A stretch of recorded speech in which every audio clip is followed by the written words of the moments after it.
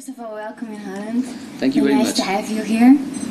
And one of the first songs you performed as a kid was Kirtie Ramdas. Could you please give us a line? Why? This is not a video interview. This is not. No, I'm just asking if you don't want to. That's okay. Because I wondered if you sing that song now, who do you have in mind? What do you feel when you sing that song now? I don't have anybody in my mind when I sing a song. No. No, it's a myth that people think that a singer has to be really sad to be able to sing a sad song, or in love to be singing a love, or he should be turned on when he sings a sensuous song. It doesn't happen like that. No. Singing is a mixture of emotion and technique. So when I sing Kirtie Ramdas or whatever song I sing, I don't think of anybody. I only think of what the song requires, how to give the due to the song. Mm-hmm. So that's what is there in my mind. I don't have to think of anything else. It's really technical, actually. Emotional, technical mix. So the thing is, you have to be in the song to be able to behave with the song. But unless you don't have the technique, how will you put your emotions into the song, you see? So for that, one is the emotion part which is inside you, other is the technique part which is outside you. Both of them have to be in sync. Okay. You could know the technique, but if you don't have the emotion, then the song is still half empty. So you have to have the emotion and the tool to present it to the world.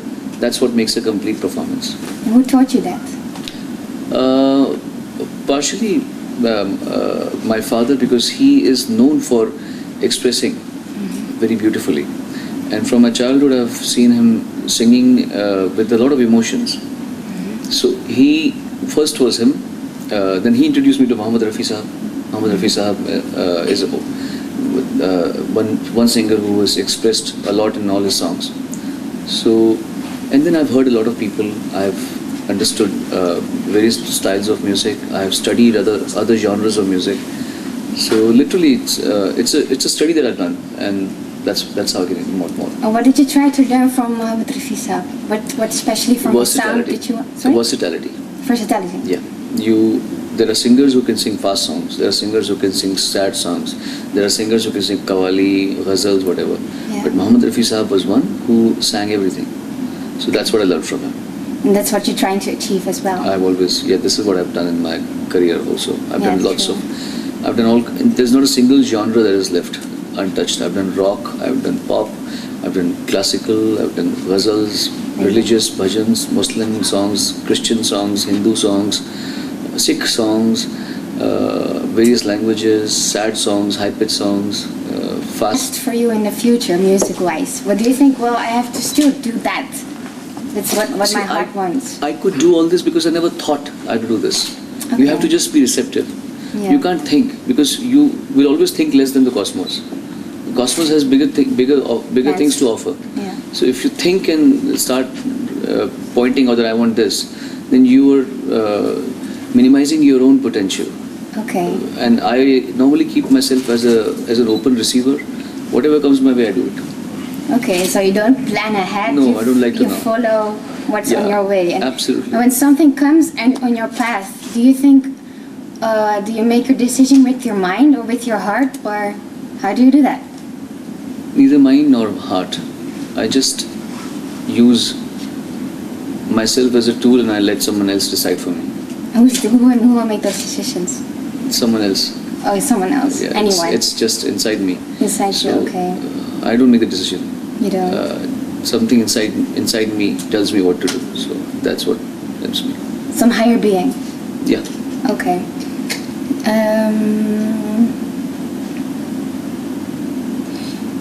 Yeah, just maybe you don't feel like doing it, but we heard that you can mimic very well. Yeah, of course. Do you love doing that? Oh yes, it's a part of. It's not. Frankly, it's not. Since it's not my profession. No, my profession is singing. Yeah. So when I can mimic people, it is not because I want to do it as a profession, but because I study people. I study the way they walk, the way they talk, the way they blink their eyes, the way they do this, like you're doing right now. Yeah. When listening to me. Yeah. So everybody has a different way of behaving, and every human being is a world by himself or herself. So I enjoy doing that, and in the process I end up mimicking them. And is there anybody from the contemporary artists who can mimic, like Rina Ryan or Kumar Shanu or Mr. Shamya or somebody? It's a wrong question. You should say, okay. you should ask me, whom can you not mimic? Okay. That's the right question. Okay, whom can you not mimic? I can't mimic. No, actually, I can mimic everyone. Everybody. Everyone. Would you please mimic for us, No. or don't feel like No. it? Okay, that's No, okay. No, not at all. We should talk about tomorrow's show, by the way, also. I know. Yeah, the people who have worked for the show, Suleiman and all. So we'll talk about them. We'll talk about what we're going to be doing in the show also. Okay. Yeah. And as you are a very good presenter as well on TV, we've seen you in Saregama. It was really lovely how you do that. And when you see those little kids singing, what do you think? Like, do you remember yourself when you were young? Yes. Yes. I started very early. Yeah. I started in 77 when I was 4 or something. So for me it's been a beautiful journey of music. And when I see little kids doing this, pursuing music or taking it seriously, it gives me a good feeling, because that's when the talent has to be spotted. You can't decide at 18 that today I want to become a singer. You can't do that. You have to be born a singer, and then you have to start working on it.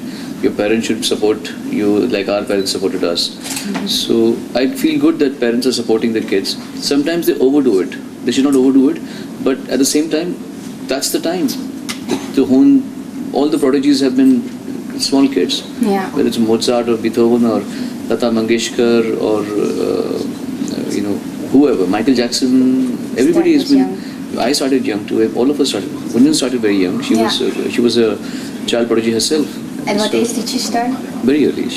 We were both started. We started at the same time, sometime in Delhi at the same time. So. Okay.